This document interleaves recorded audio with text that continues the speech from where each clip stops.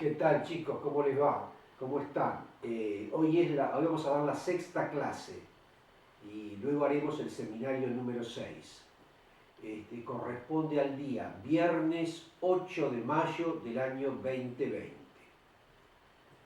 Bueno, continuando con la unidad que estábamos estudiando, vamos a hablar un poquito del positivismo. ¿Qué es el positivismo?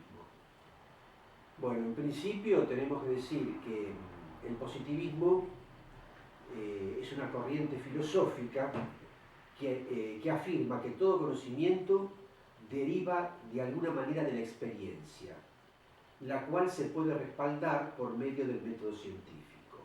Por lo tanto, rechaza cualquier conocimiento previo a la experiencia.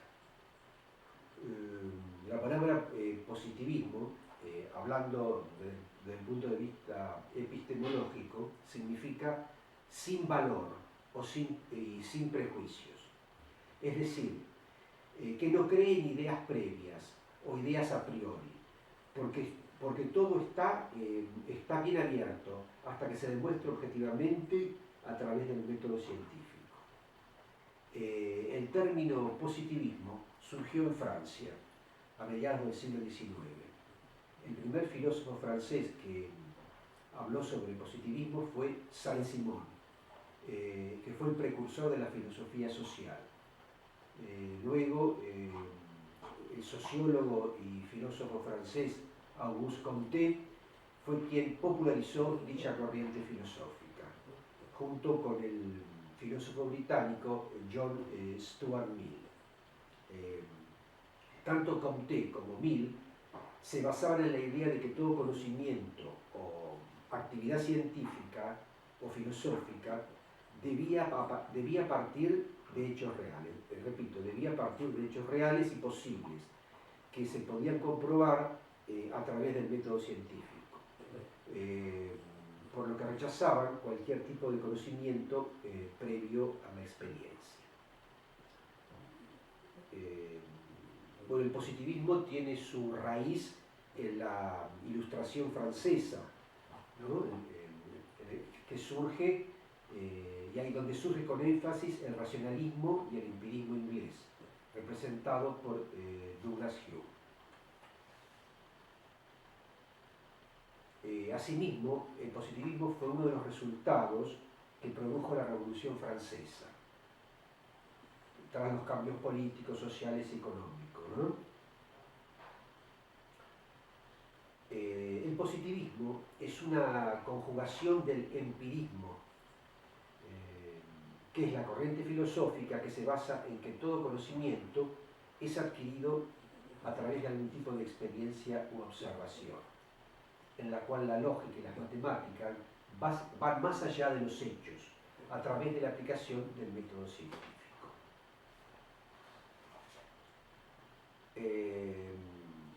Yo después les voy a dar como tareas buscar el significado del iluminismo, del empirismo y de la experiencia. El padre del método científico fue René Descartes, quien afirmó que las ideas eran innatas. Posteriormente, otro investigador, John Locke, refutó esta idea, introduciendo la experiencia como catalizador de todo conocimiento. Vamos a hablar de algunas de las características del positivismo.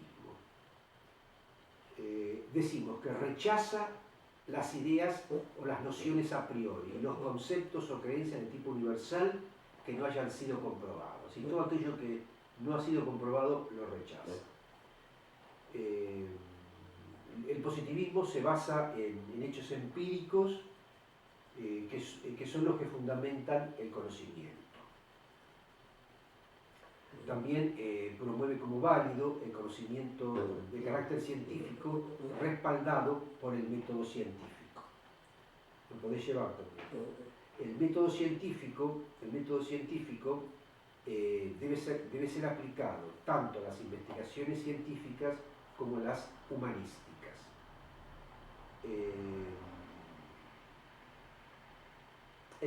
Otra cosa, el conocimiento que se obtiene del positivismo debe ser un conocimiento objetivo. Las pruebas documentales son las más importantes, no sus interpretaciones. Y así tenemos varios tipos de positivismo. Por ejemplo, el positivismo lógico. También le dicen al positivismo lógico, le dicen neopositivismo.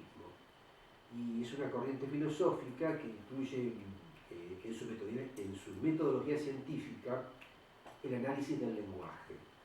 Y se limita al análisis o estudio de todo aquello que sea empírico y comprobable.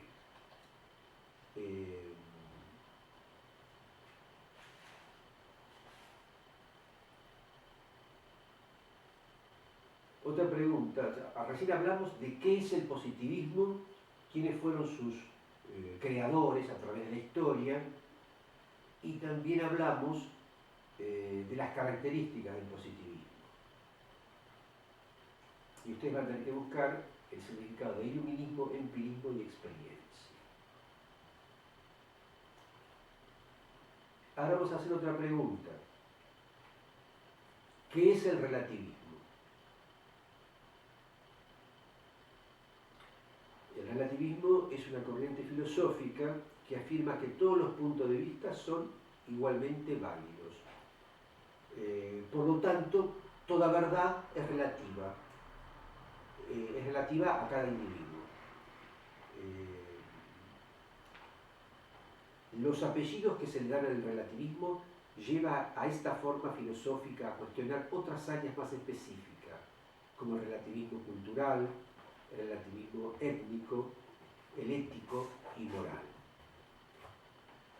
Vamos a hablar un poquito del relativismo cultural o etnocentrismo. El relativismo cultural afirma que todos los conceptos, actitudes y valores de una cultura no pueden ser entendidos ni ser interpretados fuera de su contexto cultural, porque son parte de un sistema simbólico amplio, complejo y específico. Un ejemplo, por ejemplo, esclarecedor de este hecho, los aztecas se bañaban todos los días, en contraste con los españoles que se jactaban de no bañarse casi nunca en la vida. El relativismo cultural nace de un axioma antropológico con un señor llamado Franz Boas. Hoy en día el término es un término mucho más complejo y que defiende la diversidad cultural, afirmando la inexistencia de jerarquías culturales. O sea, que no existe superioridad ni inferioridad cultural, y que todo punto de vista es válido y debe ser interpretado dentro de su contexto. El etnocentrismo, por el contrario, es la tendencia de juzgar todo con base en la superioridad de su propia cultura.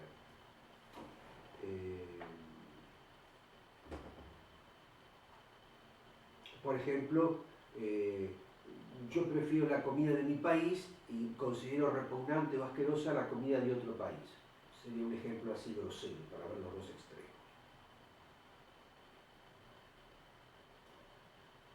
También hay un relativismo ético y moral. Dice que, este principio dice que no hay moral ni ética universal.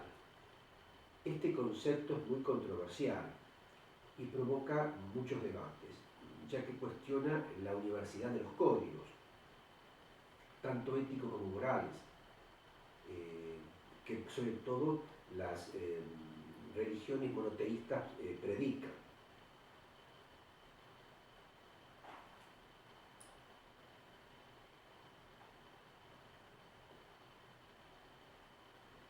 Por ejemplo, el incesto, que nosotros hemos aprendido, Antiguamente no existía ese concepto y los faraones se casaban con sus hermanas, porque su religión se lo permitía. Hoy en día nosotros, nuestra religión, nuestros conceptos éticos y moral no nos lo permite, ¿no? Miren cómo va cambiando a través del tiempo.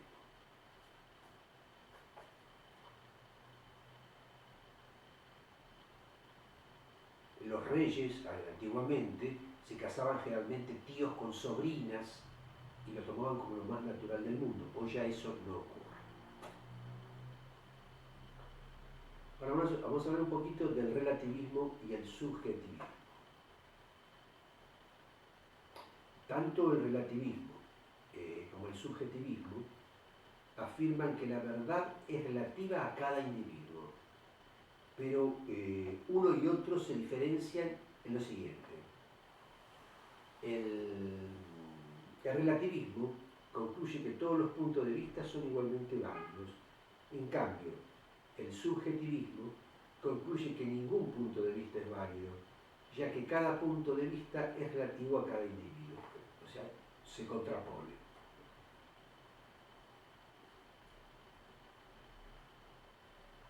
Otra palabra que ustedes van a tener que buscar es escepticismo, como tarea complementaria. Vamos a hablar un poquito qué es el individualismo.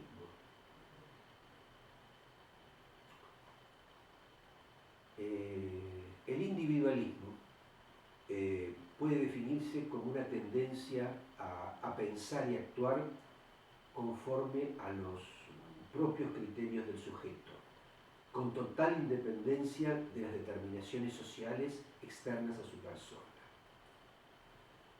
En este sentido, el individualismo define la dignidad moral del individuo, es decir, de la persona singular en relación con el contexto social, que de alguna manera lo puede presionar. El individualismo se opone al colectivismo, en el que el dictamen de la colectividad o comunidad se vuelve el criterio para determinar el destino de individuos que lo conforman, ¿no? Por ejemplo, ahí está, es claro que los liberales son individualistas, mientras que las corrientes populares son más colectivistas en su forma de pensar y forma de actuar.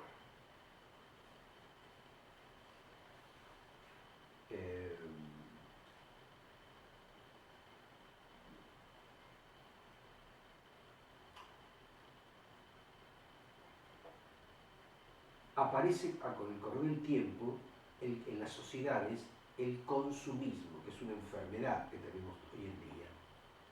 Y entonces el individualismo es interpretado como la tendencia a aislarse de la sociedad y de sus valores, así como la tendencia a pensar y actuar en función no solo de sus propios intereses, sino de los placeres personales y de la autosatisfacción. Dicho de otra manera, es la aceptación común del término individualismo. Este se entiende como la conjunción del egoísmo, el narcisismo, el hedonismo y el consumismo. O sea, estas son todas las características del individualismo. Repito, egoísmo, narcisismo, hedonismo y consumismo. Enfocado de esta manera, podemos decir que el individualismo no constituye una defensa de la dignidad moral, sino un modo precario de vivir que deshumaniza a las personas. Estas son más o menos las características generales del individualismo. Y ahora vamos a hablar un poquito del individualismo en filosofía. En filosofía se habla del individualismo como una tendencia filosófica en la cual se defiende la libertad, autonomía y y derechos particulares de un sujeto sobre los mandatos de la sociedad o sobre los mandatos del Estado. O sea, expresado de esta forma, podemos decir que el individualismo defiende el derecho de las personas a pensar libremente, a autodeterminar su destino y a actuar conforme a sus propios criterios, sin que ello implique el menoscabo de los derechos y criterios de otros. O sea, ese es el individualismo en la filosofía. Y el individualismo en economía se consideran individualistas todas aquellas teorías que defienden la autodeterminación económica de los individuos, por encima de las imposiciones del Estado y de la sociedad. Y dentro de ellas está el famoso liberalismo, ¿no? Los liberales, los auténticos liberales lo son en lo económico, en lo social y en lo político. Porque algunos dicen, yo soy liberal, pero solamente en lo económico, no en lo social ni en lo político. Y otros son en lo político y no lo otro. No. El verdadero liberal lo es en lo económico, en lo social y en lo político.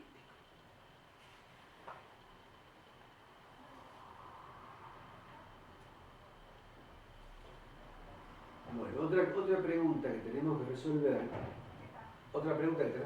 es ¿qué es el falsacionismo? ¿Qué es el falsacionismo? Bueno, el falsacionismo es una doctrina epistemológica que se aplica a las ciencias, que propone la falsabilidad como criterio para distinguir lo que es ciencia de lo que no lo es. Es una teoría filosófica, creo que fue creada por el señor Karl Popper, postulada en un libro llamado La lógica de la investigación científica. El falsacionismo sostiene que para constatar una teoría es necesario intentar refutarla mediante un contraejemplo, porque dice que es la única forma de corroborar la validez provisional de una teoría, es cuando no es posible refutarla. Es decir, si vos en una teoría no la podés refutar, entonces es teoría. Si no, no lo es. O sea, desde este punto de vista, ninguna teoría puede considerarse absoluta o definitivamente verdadera si aún no fue refutada. Así, el criterio de verificación de una teoría no será de su verificabilidad, sino de su falsabilidad. Este falsacionismo de Popper también critica el principio de la verificabilidad, lo cual implica que, independientemente que tengamos muchas pruebas para afirmar una cosa, esto no significa que a continuación no entremos en una prueba que eche por tierra nuestras observaciones previas. Bueno, continuando, vamos a poner un ejemplo. Por ejemplo, un ejemplo típico que se pone es lo siguiente: los cuervos. Vieron que los cuervos son negros en su mayoría, pero eso no significa que todos los cuervos tienen que ser negros, porque hay algún cuervo blanco, ¿no? Entonces, si encontramos alguno blanco, podemos afirmar que no todos son negros. Es un ejemplo de lo anterior. El método del falsacionismo propone el avance de las ciencias falsando sucesivas teorías para que de este modo, conociendo lo que no es, estar cada vez más cerca de aquello que sí es. Y dentro del falsacionismo metodológico existen dos corrientes principales. Uno es el falsacionismo ingenuo y el otro es el falsacionismo sofisticado. El falsacionismo ingenuo es la teoría inicial de Popper, en la cual su crítica al principio de verificabilidad y la consecuencia necesidad de la refutación como forma y validación, y el falsacionismo sofisticado, que es aquel desarrollado tardíamente por Popper y criticado y reformulado por un señor llamado Lakatos, según el cual la ciencia no avanza únicamente a través de la refutación de las teorías, sino con el programa de investigación científica, que es una estructura que sirve de guía a la futura investigación. Bien, desde el punto de vista etimológico, la palabra falsacionismo se forma a partir de un sustantivo que es falsación, y también de un sufijo que es ismo, ismo. Ese ismo significa doctrina o sistema. La falsación, eso es falsacionismo. La falsación es la acción de falsar, es decir, de refutar una hipótesis o una teoría sobre la base de pruebas o de experimentos.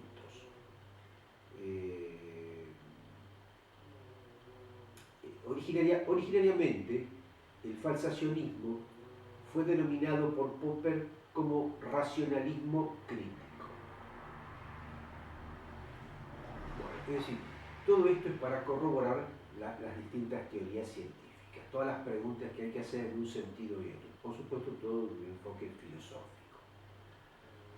Entonces, resumiendo, este seminario que ustedes van a tener que resolver en base a las cositas que yo les he dicho y a los apuntes que yo le voy a subir, es lo siguiente. ¿Qué es el individualismo? El concepto de individualismo. Bien clarito. Y después su aplicación en la filosofía, o sea, el individualismo en la filosofía, y el individualismo también en la economía.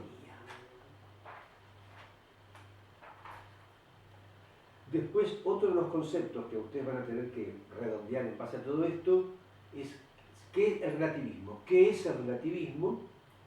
Y después hablar un poquito de relativismo cultural y etnocentrismo.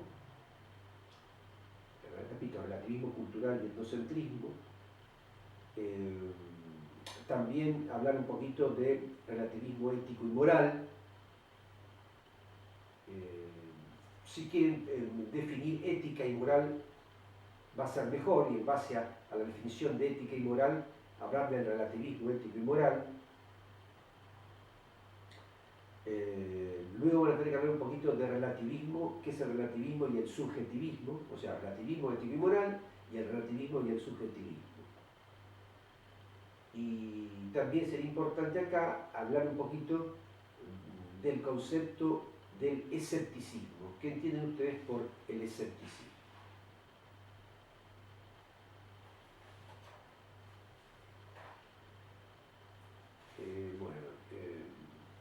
Bueno, me había olvidado también que primero de todo vamos a hablar del positivismo, ¿no? El positivismo, ¿qué es el positivismo?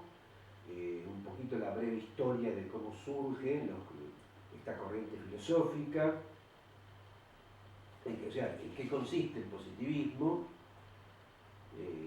Yo les voy a pedir que definan ustedes iluminismo, empirismo y experiencia.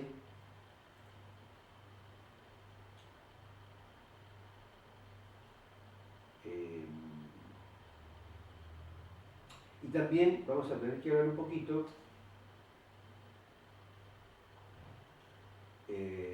las características del positivismo, ¿no? Las distintas características del positivismo y un poquito del positivismo lógico.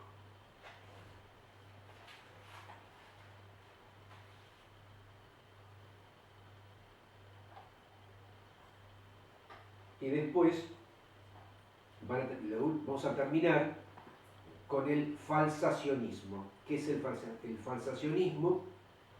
Y después hablar un poquito qué significa, y también etimológicamente, qué significa falsacionismo y qué significa falsación. Y hablar un poquito de falsacionismo ingenuo y falsacionismo sofisticado. Bueno, con esto terminamos la sexta clase del año, que corresponde al viernes 8 de mayo del año 2020. Será hasta la próxima clase.